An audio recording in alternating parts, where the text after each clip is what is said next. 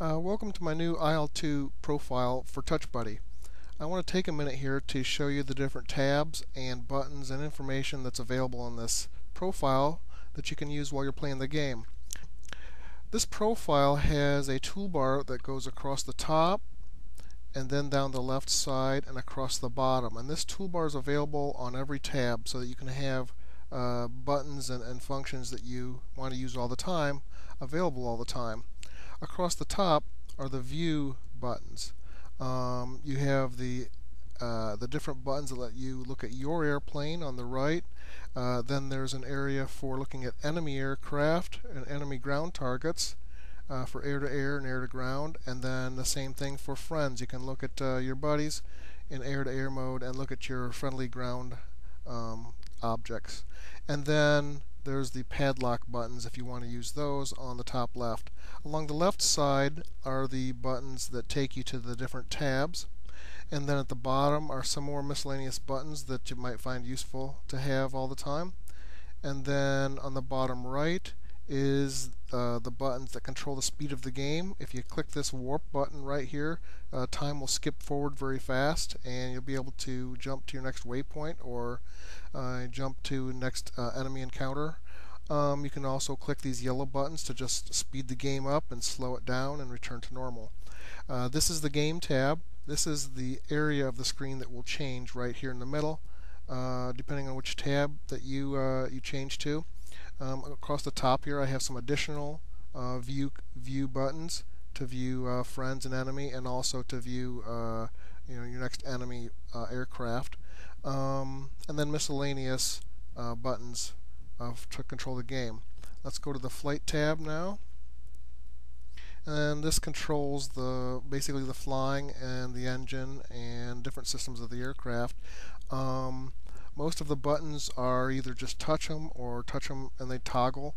Some of them you have to actually hold down, like the prop pitch buttons, the supercharger, the mixture buttons, and the magnetos. Or not the magnetos and the superchargers, but the prop pitch and the mixture, you hold those down and the numbers actually will go up and down, and then you can release them. To start an aircraft, if you have complex engine management on and separate engine start on, you would select engine number 1 over here and then click the ignition button and that engine would start. Then select engine number 2 and press the ignition button and that engine would start. Then you could press the all engines button and adjust the prop pitch for both engines or the mixture and throttle up and take off. And then once you get up in the air, you can raise your gear to up, raise your flaps up, and turn on lights, smoke, whatever else you want to do here on the flight tab. Then there's the bombing tab. The bombing tab has the buttons that you would use to bomb, to adjust your Norton bomb sight or whatever bomb sight you're using. The bomb sight buttons at the top here to adjust the velocity, which is the true airspeed, and the distance and the altitude, currently in TouchBuddy don't work really fast because when you hold them down there's a 0.2 second delay in that TouchBuddy puts between each key press, and that's a little bit too slow. You might be better off just using the keyboard. And I have the keys documented on what keys this uses.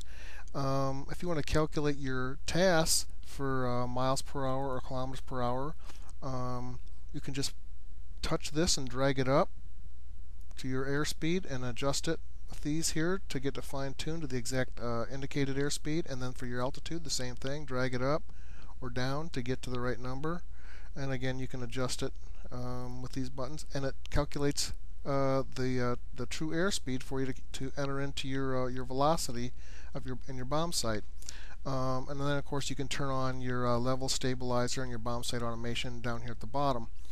And this bomb sight calculator on the right here is a plugin that I wrote, and you can use that or not use that. You have to install the application, and it just takes a minute or two.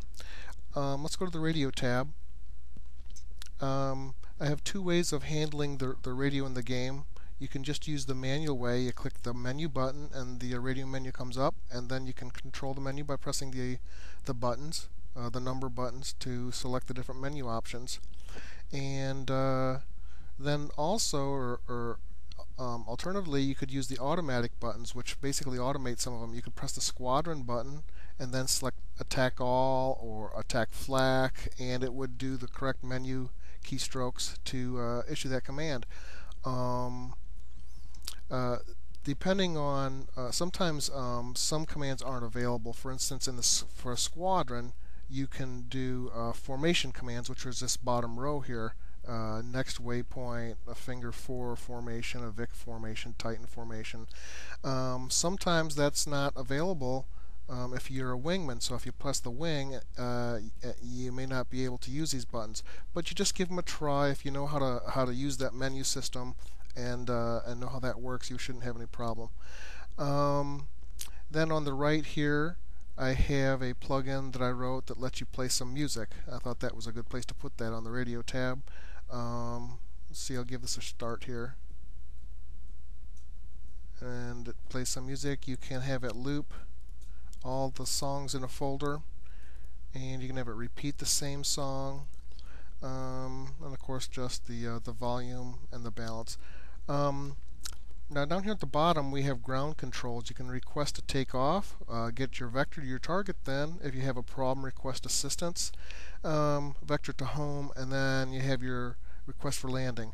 This is completely separate. You don't use the automatic buttons up here to get started, because these have to do with your wingman, and this is ground control. You just press one and it executes all the commands. And then also this anyone help me is a completely independent button. You don't need to press any of these automatic buttons to work that one. You just come here, press that when it issues a command for someone to come help you. Okay, let's go over to the info tab. And on the info tab you can have multiple tabs over here as well. You could add more if you want. Then on the second info tab, I have a video player. If you go to some web pages like Dart's web page, you can download training videos and see how to fly certain aircraft. Let's see, for instance, here's a skip bomb video. Let's open that up. We could watch this right while we're playing the game, and then we could go give it a shot, see if we can do it.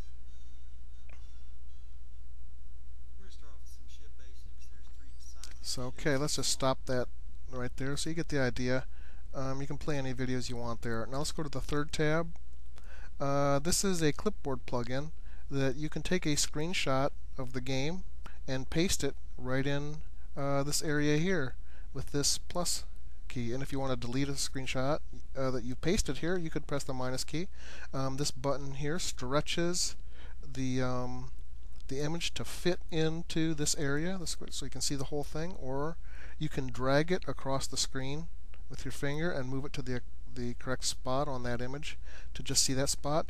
And this green button with the arrow down here lets you cycle between the images that you've pasted.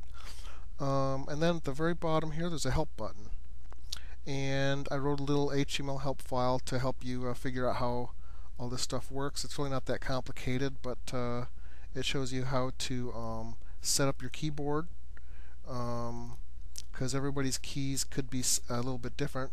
You have two choices. You can either use the key assignments that I've used here and use my settings INI file, or if you want to use your key assignments, you can do that. You can go and look at my key assignments that I've used here and see what keys I've assigned while you're in the game, and either change yours to match these or change the profile to match yours.